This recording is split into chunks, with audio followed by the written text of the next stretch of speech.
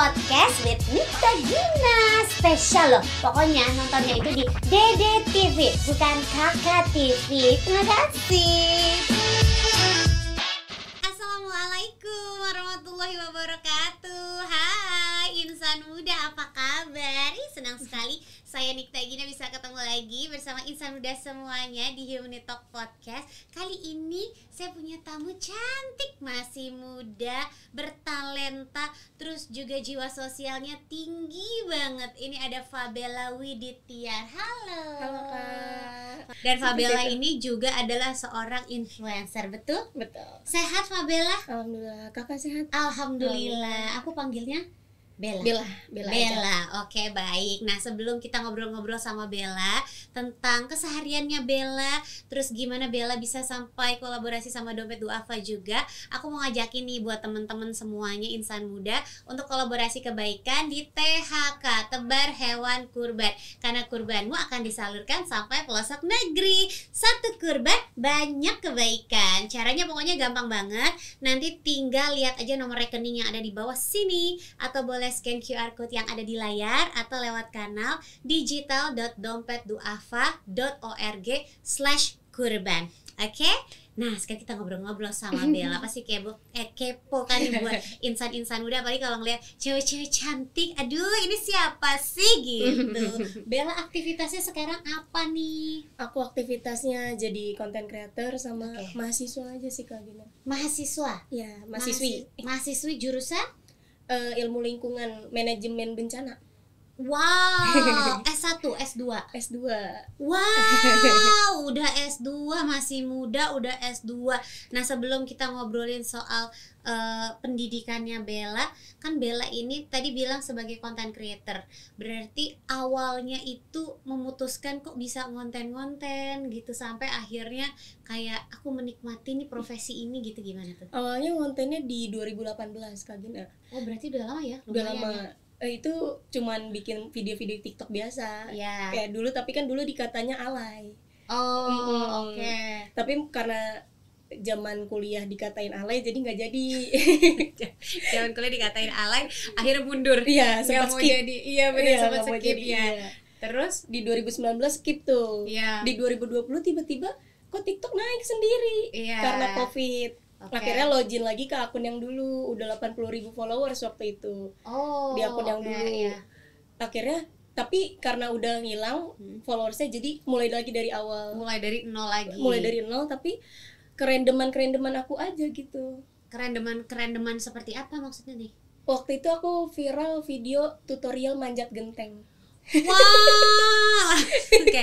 Cewek lagi yang memberi tutorialnya ya. Apa kamu macam ninja atau apa gitu? Mungkin. Iya, jadi beneran emang bisa manjat genteng. Iya, waktu itu kayak emang suka nongkrongnya di atas genteng. Wow. Tiba-tiba aja bikin gitu tutorialnya, karena menurut aku ada teknis khususnya gitu. Ada teknik untuk manjat genteng. Iya. Apa kamu juga bisa merayap di tembok? Jadi sebenarnya Bella ini apa ya? Kok bisa begitu ya? Maksudnya aku tuh tadi berpikir bahwa kayak aku awalnya ngonten iseng-iseng kerendeman aku. Mungkin misalnya kayak cara menggunakan hijab segi 4, atau misalnya kayak makan apa gitu. Nggak kepikiran kayak tutorial manjat genteng. Oh my god. Tutorial makan mie juga kok. Tutorial makan mie ada caranya ya, bukan kayak tinggal masuk aja nggak sih ke mulut, nggak ya? Pokoknya nanti lihat aja ya. Kalau boleh tahu Instagram atau TikToknya Bella apa sih? Namanya Fabella. Fabel.a tuh insan muda silakan. Tapi sekarang udah ya. beda kontennya. Sekarang udah lebih apa tuh? Vlog, a day in my life. Oh, ada in my life. Jadi yang tutorial manjat genteng udah nggak ada lagi. Udah enggak, sekarang kena pelanggaran terus Kak Gina. Oh gitu. Yang ekstrim kena pelanggaran. Aku aja yang nggak manjat genteng suka kena pelanggaran, apalagi yang manjat genteng ya. Bener. Nah, tapi selain profesi sebagai content creator, Bella kan tadi juga bilang kan bahwa kuliah di ilmu lingkungan ya? Ilmu lingkungan manajemen bencana gitu. Terus udah gitu juga aktif kayak talk show seputar lingkungan gitu. Kok ya kepikiran milihnya jurusan itu sih, Bel? Malah lebih random lagi, aku S1-nya keperawatan Kak Gina. Gak nyambung ya. Aku sampai bingung aku harus bertanya apa dari tadi, kayak otak aku tuh penuh dengan hah gimana, hah gitu. Kayak dari keperawatan jadi manajemen lingkungan, manajemen bencana ya. Di dalam bencana dibutuhkan tenaga medis sih memang kalau mau dicari korelasi sih ya. Ya udah, gimana Bel jadinya Bel S1-nya kan keperawatan. Iya, terus dulu tuh di S1 ada pelajaran keperawatan bencana khusus. Oke. Dan nilai aku bagus di situ. Seru gitu. Iya, tentang iya. Emang kamu suka yang kayak memacu heart rate ya? Iya, kayak ya, kayak milih-milih pasien kayak gitu. Kan kalau pasien itu ditanganinnya beda-beda. Iya. Milih-milih pasien kayak gitu seru. Bukan seru sih, maksudnya mungkin jiwanya udah ada di situ gitu. Nah, pas searching mau ngambil S2, apa ya bingung kalau S2 keperawatan itu harus profesi dulu, tapi kan aku nggak profesi. Oh, ya macam kayak dokter kan. Jadi kayak sampai dokter. Sarjana kedokteran, abis itu harus kayak koas 2 tahun jadi dokter. Nah, gitu. Itu juga gitu ya kalau perawat ya? Iya, harusnya gitu, tapi aku nggak ngambil. Jadi aku mau lintas jurusan aja gitu. Nah, kebetulan ada waktu itu UI ada fakultas baru namanya manajemen bencana. Bukan fakultas. Prodi baru manajemen bencana, itu baru 1 angkatan. Dan Bella lah termasuk angkatan pertamanya gitu. Tertarik aja gitu di situ. Angkatan kedua aku masuk kedua. Iya. Itu agak bertolak belakang apa enggak sama ilmu ternyata S1-nya? Sekarang ada pelajaran kedokteran bencananya. Ada tentang kesehatannya juga. Mau sekolah lagi? Jadi kedokteran bencana. Mata pelajarannya. Mata pelajarannya. Oh, kirain nyambung. Ada fak baru lagi namanya kedokteran bencana. Kayak Bella mau ngambil pokoknya segala yang berurusan sama bencana gitu, pengen dipelajarin gitu ya. Pelajarin. Nyambung ternyata. Oh, ada kesehatannya juga. Jadi masih ada sisa-sisa waktu sarjana dulu ke sekarang gitu. Oke. Dan ini masih proses menjalani kan? Belum lulus ya? Belum, baru semester 3. Nah, bismillah, mudah-mudahan lancar ya sekolahnya ya. Nah, kalau ngomong-ngomong soal akhirnya Bella berkenalan sama dompet duafa, itu gimana tuh? Waktu itu tahun lalu Kak Gina, 2022 puasa diundang bukber malah awalnya. Bukber sesama super volunteer. Jadi kenal dengan kakak-kakaknya, terus nggak lama dari situ diajak ke Kurban Naval namanya. Kurban Naval di Sarina. Jadi itu bagian dari dompet duafa juga. Bagian dari dompet duafa. Jadi untuk mempromosikan kolaborasi dengan dompet duafa kurbannya gitu. Akhirnya disitulah mulai kayak bekerja sama lebih lanjut dengan dompet duafa. Tadi kan Bella bilang kayak ada pertemuan super volunteer. Berarti sebelumnya sudah menjadi volunteer di dompet duafa atau belum? Oh, belum. Tapi diundang. Oh, mungkin masih gara-gara tutorial manjat genteng deh.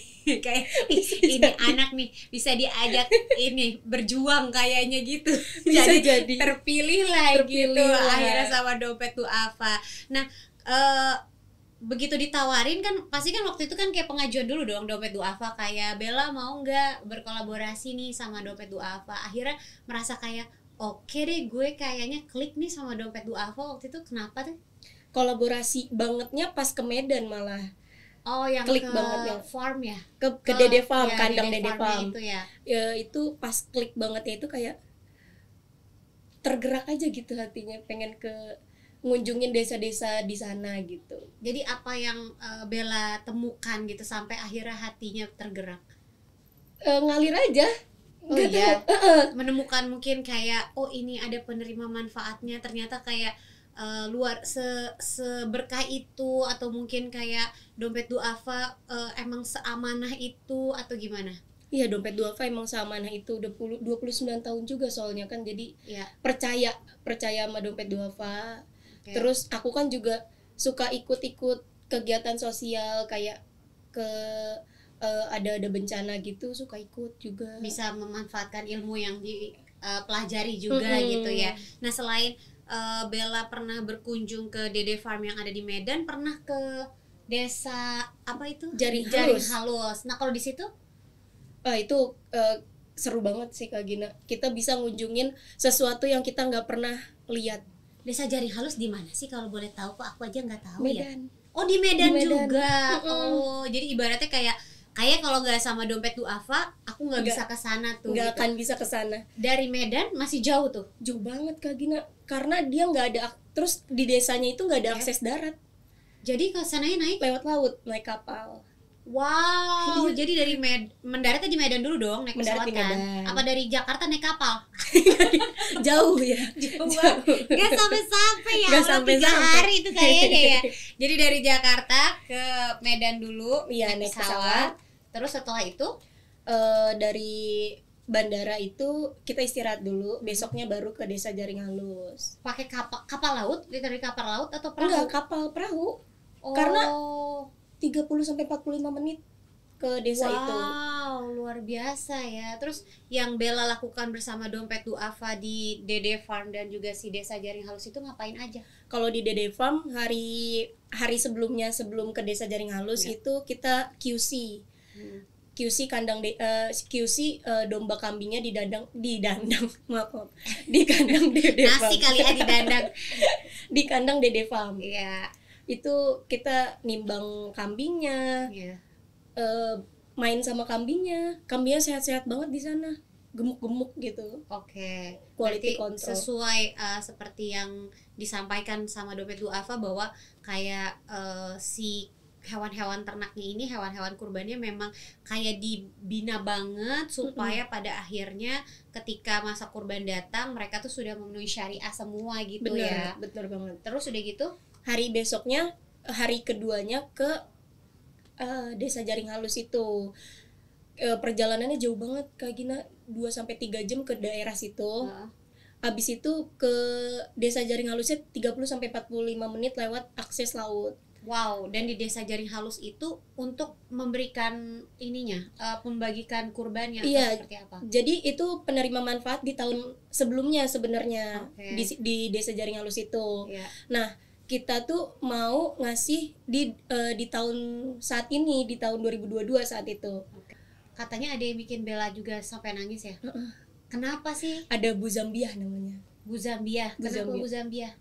Bu Zambia nggak pernah ngerasain makan daging Kak Gina. Iya Allah, Masya Allah. Seriusan seumur hidupnya? Iya.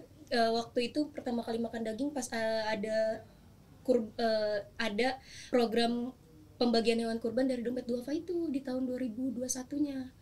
Itu baru pernah ngerasain makan daging. Iya Allah, berarti seumur hidup. Bu Zambia ini berarti sudah berumur kan maksudnya? Sudah berumur.